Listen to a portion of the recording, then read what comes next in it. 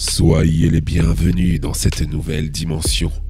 Une dimension où le quotidien peut basculer à tout instant dans l'horreur. Une dimension où l'angoisse s'immisce dans la vie de chacun des protagonistes de nos histoires. La folie, l'étrange, le surnaturel débarquent ainsi lorsque l'on ne s'y attend pas, bouleversant les vies, les emportant au plus profond de la terreur. Soyez les bienvenus dans la dimension creepy. Je vais commencer cette histoire en vous posant une question. Croyez-vous en la magie, aux pouvoirs occultes? Je vous imagine déjà en train de réfléchir à ce que vous pourriez répondre. Pour certains, ça sera un oui franc et définitif. Pour d'autres, un non catégorique. Et pour le reste, une hésitation sans réel dénouement. Pour Henri, il faisait partie de la troisième catégorie. C'est un esprit cartésien, ne pouvant croire qu'en ce qu'il voyait. Lorsqu'il est entré dans cette boutique antiquaire pour trouver un cadeau pour son père, il était loin d'imaginer que son esprit cartésien allait être mis à rude épreuve. Parfois, la vie est pleine de mauvaises surprises. Voici son histoire. Bonjour madame. Je cherche une vieille lampe à pétrole pour offrir en cadeau à mon père. Pourriez-vous m'indiquer où je pourrais en trouver? Mais bien sûr, monsieur. Vous les trouverez là-bas, à côté des cuivres. Avez-vous une idée du modèle que vous recherchez? À vrai dire, non. Mais ne vous inquiétez pas, je suis sûr que je vais trouver mon bonheur dans votre boutique. Merci beaucoup. Je me suis avancé vers le rayon qu'elle m'avait indiqué au fond du magasin. Il y en avait plusieurs, très jolis. Le choix se compliquait pour moi. Je ne voulais pas décevoir mon père, amateur d'antiquités. Après quelques minutes de réflexion, je jetai mon dévolu sur l'une d'elles. Et alors que je me dirigeais vers la caisse, je l'ai aperçue. Cette lampe toute droit sortie d'un conte des Mille et une nuits. Une réplique de celle d'Aladin, on aurait dit. Incroyable et en parfait état qui plus est. Je ne saurais vous dire pourquoi, mais j'ai ressenti une envie irrésistible de l'acheter. Il me la fallait absolument. Je m'empressais donc de connaître son prix. Cette lampe vous fascine? Il faut dire que c'est une pièce unique en son genre. Mais pour l'acquérir, il vous en coûtera la modique somme de 1000 €. Oui, je sais, ce n'est pas donné. Et c'est bien pour ça qu'à l'heure actuelle, elle n'a toujours pas trouvé preneur. Alors, toujours intéressé? C'était une somme, c'est vrai. Mais ayant les moyens, je décidai de me la prendre. Ce qui semblait gêner la vendeuse. Vous êtes sûr de vouloir l'acheter? Bon, parce que je n'avais pas prévu de la vendre. Dans ce cas, pourquoi l'avoir mis en vente?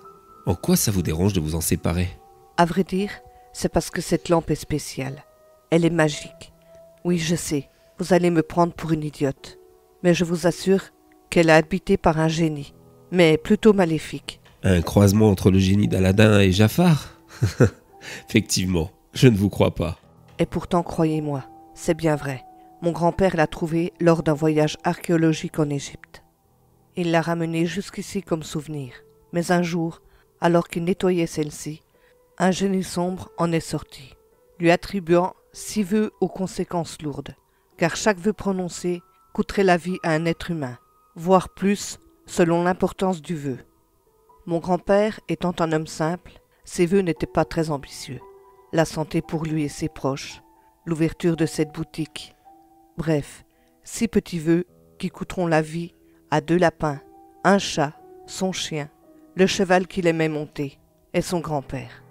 Je vous en prie, monsieur, croyez-moi, faites bon usage de cette lampe et ne réveillez pas le génie. Oui, ne vous inquiétez pas. Mais au fait, pourquoi ne vous en êtes-vous pas servi si vous connaissez les pouvoirs de cette lampe? Parce que j'ai vu mon grand-père, et croyez-moi, ça m'a fait réfléchir. Je vais chercher du papier pour emballer votre lampe à pétrole. Je reviens tout de suite. Je l'ai vu s'éloigner dans l'arrière-boutique, et du coup j'en profitais pour flâner un peu dans les rayons. Quand soudain, j'entendis derrière la vieille armoire la respiration usée de ce qui semblait être une vieille personne. J'avançai encore, et je vis de dos une personne âgée en chaise roulante. Je m'avançai vers elle, et je retournai la chaise pour y découvrir un vieillard presque à l'état de momification. Mais comble de l'horreur, il vivait encore, respirant faiblement. Il me donnait l'impression d'avoir au moins 150, 160 ans. Ne souhaitez jamais d'être immortel, ou vous vous retrouverez dans le même état que lui. Mon grand-père a 173 ans. Il vit éternellement, mais son corps tombe en lambeaux. Ce fut son dernier souhait, celui qui coûta la vie à son grand-père. Une âme pour une âme. À présent, vous y croyez. Alors je vais vous demander de régler vos achats et de partir. J'ai quitté le magasin d'antiquités en ne sachant plus quoi penser. Et je suis rentré chez moi avec cette étrange lampe. Je l'ai posée sur le bureau et j'ai bien dû l'observer au moins 1 heure avant de me décider à l'essayer. Je l'ai saisie à 2 mains, puis retourné dans tous les sens. En me souvenant des contes pour enfants, je me suis mis à frotter énergiquement jusqu'à ce que... Il est apparu devant moi, tout vêtu de noir, un air sombre, inquiétant, loin des génies de mon enfance. Après m'avoir observé de la tête aux pieds, il me dit alors: « Alors c'est toi, mon nouveau maître ? Ouais, tu m'as l'air bien inoffensif. Alors voilà, je te la fais courte. Je suis le mauvais génie de la lampe. Tu as le droit à 6 vœux, pas un de plus. Je les réalise instantanément et bien sûr, ils ne sont ni repris, ni échangés. » À vrai dire, je ne m'attendais pas vraiment à ça. Il avait l'air blasé, pas très agréable, mais surtout ce qu'il ne mentionnait pas, c'était le sacrifice lié à chacun d'entre eux. Alors je lui ai demandé si c'était bien vrai. Il me répondit alors: « Écoute, on n'a rien sans rien. Alors maintenant, à toi de voir. Veux-tu faire un vœu, oui ou non ?» J'ai réfléchi vite fait. Et je lui ai dit: « Ok, commençons par quelque chose de léger. Je désire récupérer les 1 000 € que tu m'as coûtés. » C'est tout ? Eh bien, tu n'es pas gourmand, toi. Allez, qu'il en soit ainsi. Il a disparu dans un épais brouillard, noir. Et juste à côté de la lampe se trouvait une petite liasse de billets de 100. Le compte y était, 1 000 € tout juste. Je n'en revenais pas. Mais je fus très vite ramené à la réalité, par un cri aigu, celui de ma fille Lina. Je grimpais 4 à 4 les escaliers pour arriver dans sa chambre. Je la découvrais en pleurs, devant la cage de Bubule, son hamster, qui venait tout juste de mourir.